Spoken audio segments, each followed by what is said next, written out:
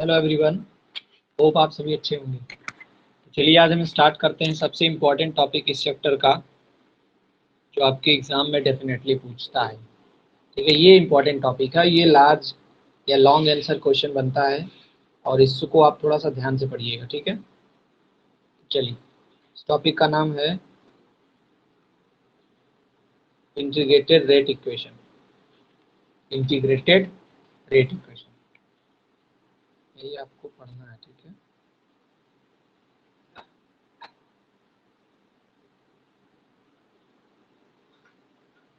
Integrated rate equation. What does mean integrated rate equation?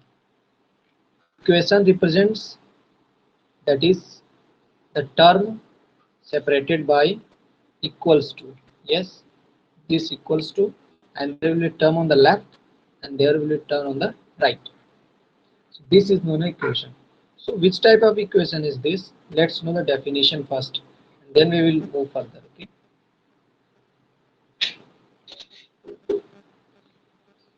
Yeah. Now this is an equation.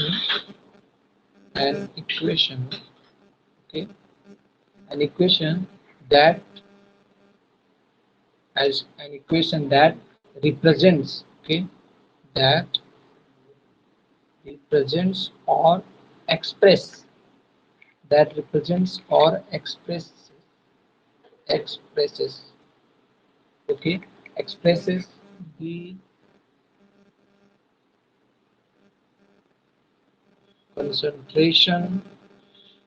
concentration of reactant or products.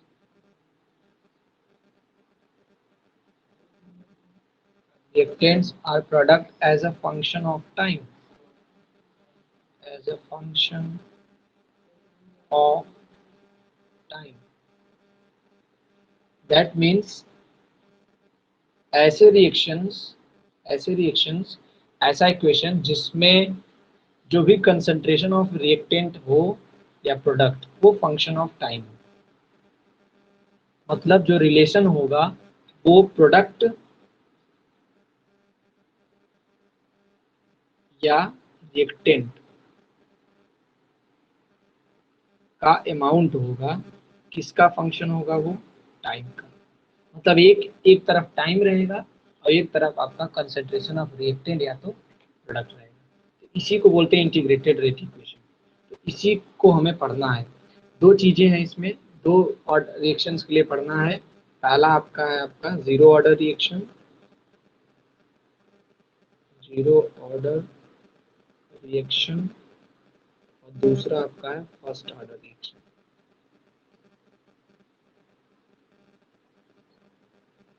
First order reaction.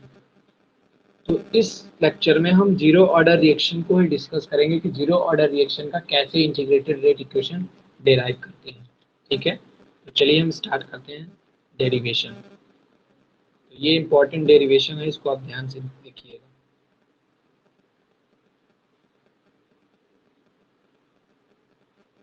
Derivation of zero order integrated rate equation. ठीक है,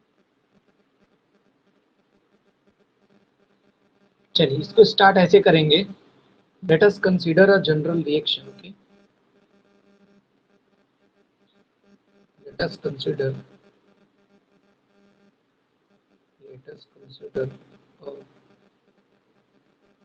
a general reaction, that means A to B। Okay, आपको एक general reaction मानना है, जैसे ए reactant है, अभी आपको प्रोडक्ट मिल रहा है। ठीक है, तो अब देखिए, let initial concentration of reactant A is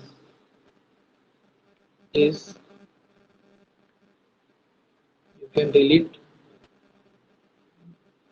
is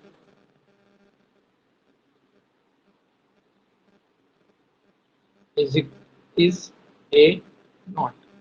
Okay, and this is the initial concentration, okay, of the reactant A कि मतलब को आपने शुरुआत में कितना लिया था उसका अमाउंट A नॉट है एंड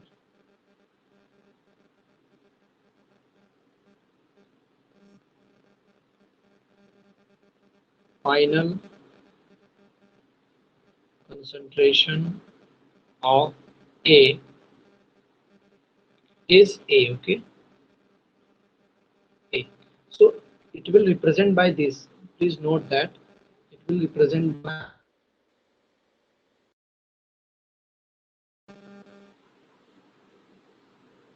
okay. तो A का इनिशियल कंसंट्रेशन A नॉट है, A का फाइनल कंसंट्रेशन A है. चलिए अब by by by rate law by rate law expression, sorry, by rate law expression, by rate law expression. अब rate law expression से क्या जानते हैं कि small r equals to k times r. This is general reaction for n to the power n. For but we are studying for zero order reaction, then n equals to 0. Okay, here you can write for we are putting तो लिखोगे for zero order. Zero order के लिए क्या होगा, ये हमारा क्या हो जाएगा जीरो ऑर्डर के लिए,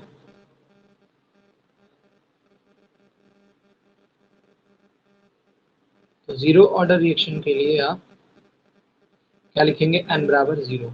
तो ये क्या बन जाएगा, what you will get in the int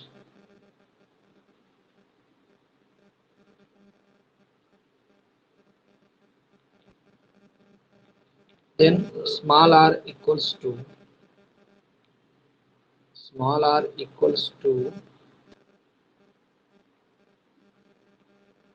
k के पावर k into r के power 0. that means simply sorry small r, okay, small r equals to k into r to the power 0. और किसी के भी पावर 0 की value क्या होती है 1. ये क्या मिल जाएगा r equals to just k मिल जाएगा. ठीक, चलिए यहाँ से स्टार्ट करते हैं. अब आपको मेरे स्मॉल r इक्वल्स टू मिल गया आपको k. इतना तो आप समझ रहे हो, small r equals to k. अब ये स्मॉल r क्या कहता है, ये स्मॉल r होता है माइनस का d a अपॉन dt. ये स्मॉल r क्या है, ये स्मॉल r आपका रेट है. तो आप लेक्चर्स फर्स्ट सेकंड लेक्चर्स में आप देख सकते हैं जो स्मॉल r है ये रेट है. क्या है, दिस इज द रेट, ठीक है, रेट. लेकिन जो रेट कैसा है ये आपका इंस्टेंटेनियस रेट है, इंस्टेंटेनियस रेट है, इंस्टेंटेनियस रेट है. इसीलिए इसको हम लिखेंगे माइनस का dA by dt equals to k. Any problem, no. चलिए यहाँ से तो कोई दिक्कत नहीं है, तो यहाँ तक आपको समझ में आ गया होगा. ठीक है, अब क्या करेंगे हम इसको, इस t को हम उस साइड ले जाएंगे k की साइड, मतलब मल्टीप्लाई कर देंगे उसको किसके साथ, देखिए क्या मिलेगा माइनस का dA okay equals to you can delete this k dt minus को साइड ले जाते हैं तो क्या मिलेगा d a equals to minus का के डी टी। अब ध्यान देना, आपको इंटीग्रेशन थोड़ा सा बेसिक आना चाहिए, ज़्यादा आपको इंटीग्रेशन नहीं पढ़ना है। अब आप क्या करेंगे, ये हो गया माइनस का डी ए। अब आप लिखेंगे integrating both sides, integrating both side with respect to integrating both side with its limit के साथ। ठीक है, आप इंटीग्रेट तो करेंगे लेकिन लिमिट के साथ,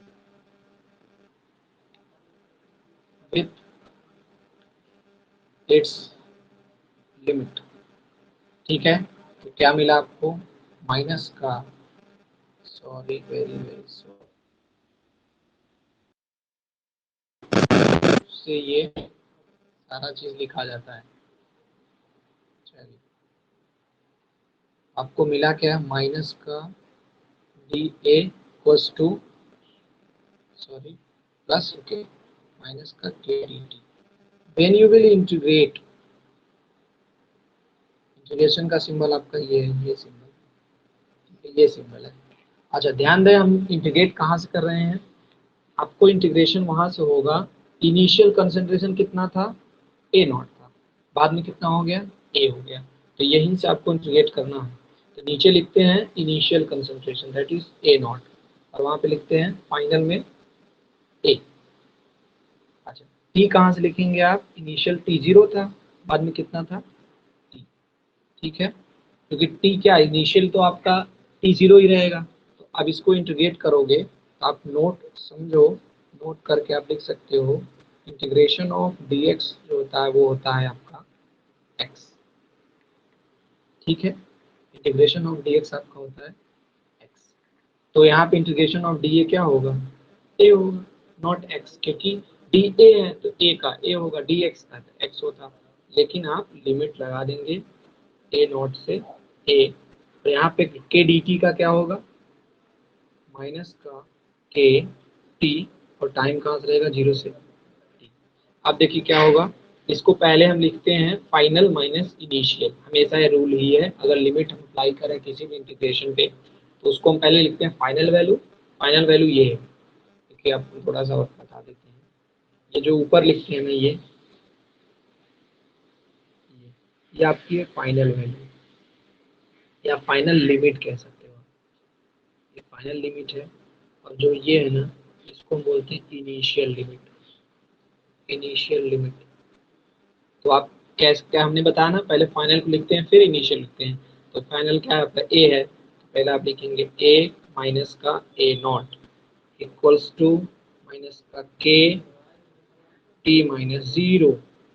ये क्या मिल जाएगा आपको, A minus A naught, A minus A naught, A minus A naught equals to, क्या मिल जाएगा आपको, माइनस का K T, that means A equals to minus का K T plus A not. ये जो आपको इक्वेशन मिला ना, ये रेटेड इक्वेशन मिला। ठीक है, अब इसमें इसको आप ऐसे भी लिख सकते हो, it can also written as a not minus a must be equals to k t. Minus को हमने हटा दिया, माइनस को दोनों साइड मल्टीप्लाई कर दिया। ठीक है, इस ए नॉट को यहाँ लाया और फिर उसके बाद हमने माइनस का मल्टीप्लाई कर दिया, तो यहाँ से आपको क्या मिलेगा, k equals to a not minus a upon t. ये जो इंटीग्रेटेड इक्वेशन है, देखिए यहाँ पे एक साइड क्या है, हमने बताया था, ये आपका लास्ट, ये आपका मेन प्रूफ है। ठीक है, ये आपका प्रूफ हो गया, हिंस प्रूफ। यहीं पे आप लिख के, यहीं पे आप लिख देंगे तो आपका हो जाएगा। ठीक है, you can not use shortcut in the exams, just like I use HP. So HP means nonsense word. Okay, here you will use just hints proof. Okay, hints proof. So this is, you can here see that in this equation, one side is a naught minus a, that is one side is reacted। सबसे पहले मैं आपको बताया था ना, एक side आपका क्या रहेगा, एक साइड आपका प्रोडक्ट रिएक्टेंट रहेगा और एक साइड फंक्शन ऑफ टाइम रहेगा। देखिए एक साइड क्या है, रिएक्टेंट है कि नहीं, A not minus A not minus A है ना, और दूसरे साइड क्या है, फंक्शन ऑफ टी है। लास्ट में यही आपका रिजल्ट आएगा कि अगर आपको एग्जाम पूछा जाता है what do you mean by zero order reaction and derive its integrated rate equation and give the examples, तो आप इसको ऐसे ही डिराइव करेंगे। ठीक है, होप आपको समझ में आ गया होगा। हम इसको एक एग्जांपल बताते हैं, जीरो ऑर्डर रिएक्शन का जो एग्जांपल्स हैं वो आपको पढ़ने हैं अच्छे से, जो एग्जांपल्स हैं वो आपको पढ़ने हैं। ठीक है, वो एग्जांपल्स क्या हैं, दो एग्जांपल्स हैं जीरो ऑर्डर रिएक्शन के, वही आपको जानने हैं।